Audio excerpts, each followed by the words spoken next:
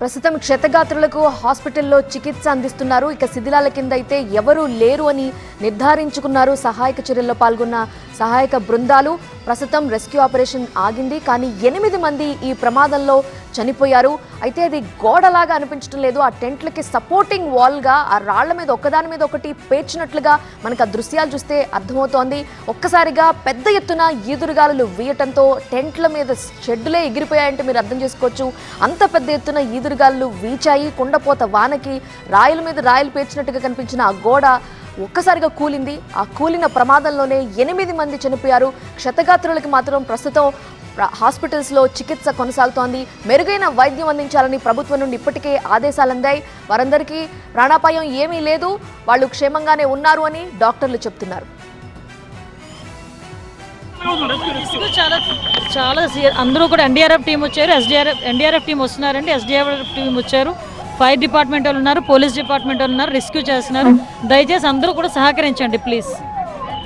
వచ్చేస్తాను. ఇంకా తీస్తున్నారండి, అప్పుడే ఎంతమందిని అడుగుతారేంటి? ఇంకా అన్నీ కూడా రెస్క్యూ ఆపరేషన్స్ అవుతున్నాయి. ఇంకా కింద ఎవరు ఉన్నారు అన్నీ కూడా చూస్తున్నారు. అన్ని డీటెయిల్స్ ఇస్తాం, ఒక్క అరగంట టైం ఇస్తే అన్ని డీటెయిల్స్ ఇస్తాం. Please please please.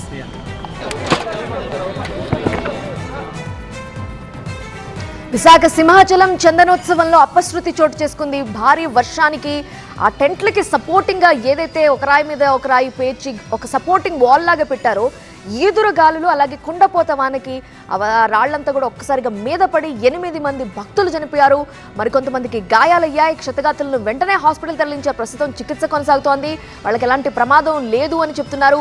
కొత్త షాపింగ్ కాంప్లెక్స్ దగ్గర ఈ గోడ కూలింది.